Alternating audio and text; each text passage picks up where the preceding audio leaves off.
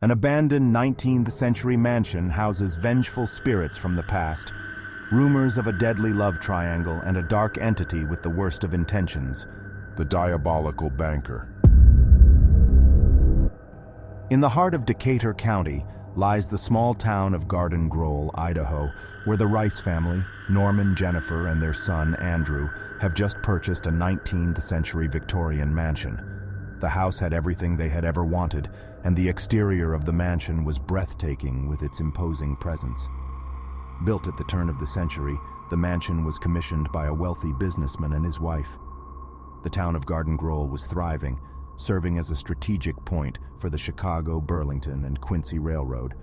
Garden Grove in Iowa was a great place to live in the 19th century, with thousands of people residing there due to the railroad passing through. It had a good central area with many shops, bakeries, and general stores. It was a beautiful place with a more urbanized interior style. However, when the businessman and his wife passed away, they left the house to a relative who let it fall into ruin.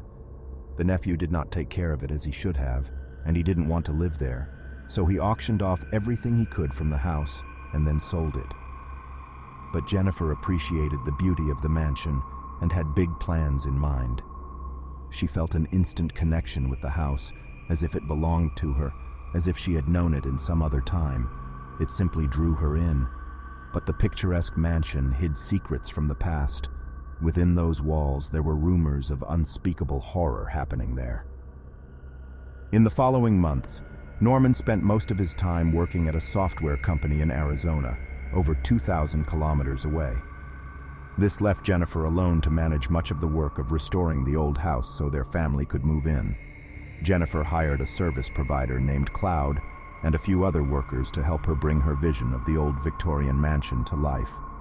Cloud was installing the chandelier when the staircase shook so violently that he wasn't sure if he was trembling or if something was shaking the stairs. He was shaken up, and Jennifer asked what had happened. Cloud replied, "I don't know, I was pushed." Jennifer, doubting Cloud, said, "What do you mean? Who pushed you? And why don't I understand? There was no one here with you." Cloud, very frightened, said, "I'm leaving. I don't want to stay in this house anymore." Jennifer was shocked. It was as if Cloud had just seen a ghost. One of the workers commented, "I told my wife I was going to work in this house, and you know what she said? Stay away from the basement. You know the story of the basement, right? It's where he buried her." The other worker asked, "Who is she?" "The maid, the woman he was having an affair with. She was pregnant, and he didn't want anyone to know, so they argued, and then she fell down the stairs. He didn't want a scandal, so he buried her down there." Jennifer, in another room, overheard the whole conversation and thought, I guess the atmosphere of terror and the fact that it had been abandoned for so long fueled a lot of rumors. It was just a very dirty, dark, damp, musty basement, and the deeper you went, the more dirt accumulated at a strange angle. It was always very dark and scary down there. It was as if you were always being watched, as if you were never alone in that basement. The curiosity of 8-year-old Andrew overcame him. First, he saw a man in the window, and now the rumor of the scandal led him to the basement. Andrew immediately felt the weight of bricks on his back. It was a truly dense and heavy air, even a bit difficult to breathe. It was a humid place that smelled like wet earth. When Andrew stepped on the ground, he felt as if something was holding his legs. A few months after moving in, most of the renovations in the house were complete, despite the fact that all the workers had abandoned the job. With Norman frequently traveling for work, Jennifer had no choice but to finish the house on her own. Jennifer was stressed because she called workers to work in the house, but they wouldn't stay. Jennifer suspected that it had something to do with the rumors surrounding the house, but she didn't believe in the stories of the neighbors. Jennifer didn't care about what those people said. Rumors always exist, especially in small towns, she thought. But over time, she began to think differently after a few incidents. She started hearing unexplainable noises, and she thought to herself, "This mainly happens late at night when we're not thinking straight. Some of it might be overlooked due to exhaustion." Sometime later, Norman is still working full-time 2,000 kilometers away, while Jennifer and Andrew are adjusting to the Garden Grove neighborhood. One night, Andrew invites his friend Cody to sleep over. The two were playing in a blanket fort when Andrew playfully pushed Cody out of the tent. As Andrew looked in Cody's direction, Cody pointed towards the top of the stairs. There, a frightening figure dressed in 19th century clothing stood, Come here. You can't hide. shocking both boys. Andrew made a quick motion to turn on the light, and suddenly the spirit disappeared. The light went out again, and there it was, in the same spot. Andrew turned on the light once more, and it vanished again. When the lights went out for the second time, this terrifying apparition appeared less than 10 centimeters away from the two boys. They began screaming in desperation. After that, Cody never slept there again, nor did he even speak to Andrew. Despite Andrew's terrifying encounter with the ghostly entity, he decided not to tell his mother what he had seen. After the completion of the renovations, news spread throughout the small town of Garden Grove that the old dilapidated mansion had been restored. People started knocking on Jennifer's door, eager to see the house due to its antiquity and the rumors surrounding it. One day, as a gesture of gratitude for the warm reception her family received, Jennifer decided to open her house to the neighborhood. While showing the house, a sweet old lady began telling Jennifer how happy she was to see someone finally taking care of that house. She mentioned that her great-uncle was the banker who built the house. She explained that she was his great-niece and continued, "I know he would be very pleased to see how well you're taking care of this house."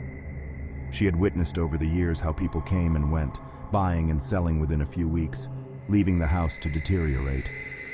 The banker's great-niece brought a beautiful scrapbook filled with photographs and showed Jennifer a picture of the original owners of the house. Suddenly, Jennifer remembered the rumors surrounding the mansion's owner and said, "Have you heard any of the rumors about this house?" But the great-niece decided to share the story circulating in the neighborhood. "My great-uncle was a very important banker, and one of his maids claimed she was pregnant with his child. They argued, and she fell down the basement stairs. After the incident, he buried her along with the supposed unborn child. All of this was out of fear of tarnishing his reputation in town."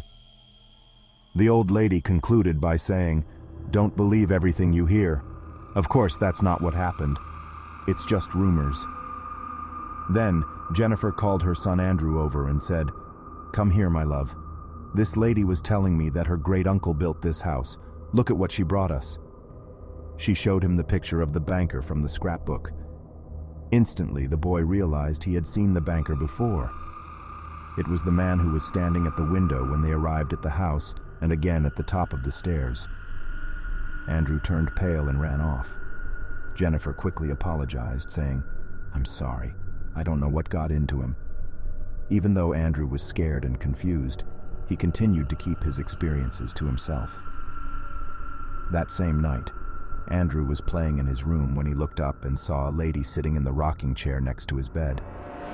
At first, the boy was shocked by the sight, but then he recognized that he had seen this lady before. It took him a moment, but he remembered that she was the banker's wife. He was perplexed. He ran to his mother's room, panting and frightened, and said, "I saw the woman from the picture, the banker's wife. She was sitting in the rocking chair in my room." He was deeply shaken. Jennifer tried to calm him down, saying, "It's okay. It might have just been a dream. You can get easily spooked when you've been alone for too long." Indignant, Andrew continued, "No, it's serious. She looks exactly like the picture. It was her, and I also saw the banker." Jennifer, trying to soothe her son, said, "They could be friendly ghosts. They always wanted to have children, and your room was supposed to be the nursery. The nice lady who visited us told me that. Maybe that's why they're drawn to you and why they appeared to you." She reassured him not to worry about it and invited him to sleep in her bed that night. Despite Andrew's convincing story, Jennifer wasn't completely convinced that the house was haunted. She would only believe it if something happened to her. Andrew and his mother had been living in the house for 7 months while his father was constantly away for work. However, that winter, Norman returned to Garden Grove, and they didn't tell him anything about their son's encounters with the ghosts. But one night, a dark force decided to show its presence. Something lifted both Jennifer and Andrew and threw them back onto the bed. They were both awakened at the same time by a dark entity, a threatening presence. They couldn't rationalize what had just happened. It was inexplicable to Jennifer. Perhaps it was the proof she needed. They both discussed the same thing that had happened, and they knew it was real, not a dream. Now Jennifer could no longer deny the reality. She said, "Norman, I want to tell you something. I think this house is haunted." Norman doubted. Haunted by whom? Jennifer replied, "Ghosts." Norman asked, "Are you serious?" She answered, "Yes, a banker and his wife lived here in the 19th century. Andrew can see them. There's a rumor going around the town that the banker had a maid who claimed to be pregnant with his child. They argued, and she fell down the basement stairs, and after the incident, he buried her with the supposed baby in her belly. It's all for fear of tarnishing his reputation in the town." The discussion escalated, and Norman, concerned about the expenses on the house, asked, "So, do you want to leave?" Jennifer said, "No, I love this house." Norman angrily left the room, saying, "We have nothing more to talk about." Jennifer felt guilty, and they didn't speak about it again.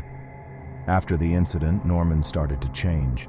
It seemed as if an evil force was taking over his body and soul. The more time he spent in the house, the angrier he became. Anything could provoke him. As Norman became more restless, more furious, darker and more withdrawn, more things in the house manifested with greater force. He became aggressive, and often verbally and authoritarianly attacked his family members.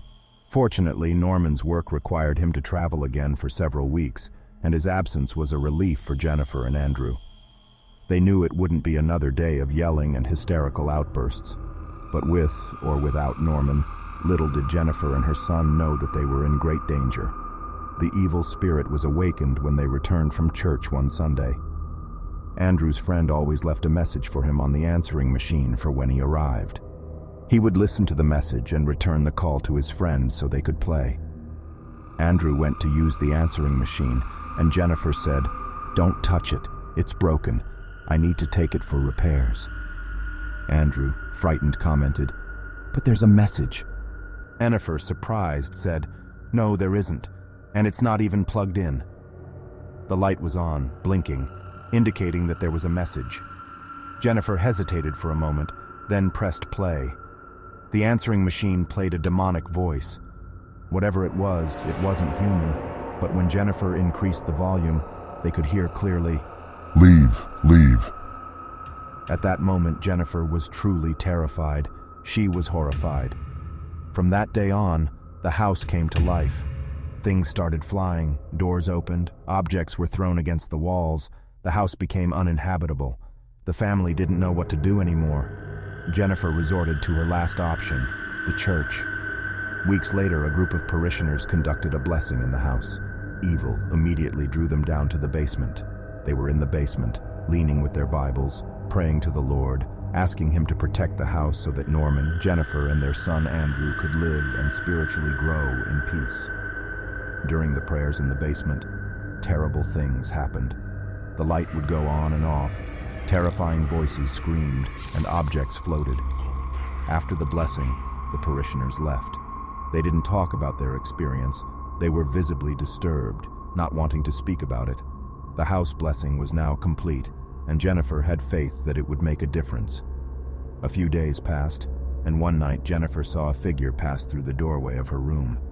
It looked a lot like her husband. She followed and called for Norman, believing it was him.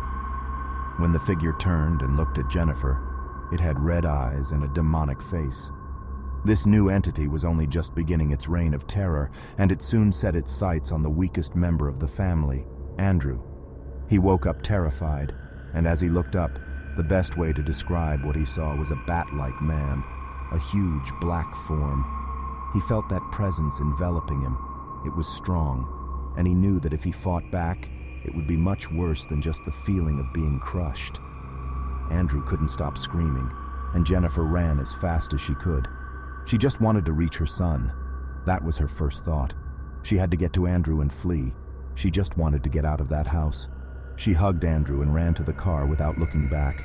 She was even afraid to look in the rearview mirror and see that creature again. Finally, after 3 years of terror, the Rice family admitted defeat. Despite the financial loss, they had to rid themselves of that mansion. After selling the house, everything seemed to return to normal. They lived in a nice, peaceful little house without any problems, and even Norman began to feel normal again. Even after several years, Jennifer couldn't help but seek answers about their terrifying ordeal. 5 years later, she returned to the house to find out if the new residents were having the same experience. To her surprise, the house was empty. What happened to the Rice family in Garden Grove, and whether something is buried in the basement, remains a mystery.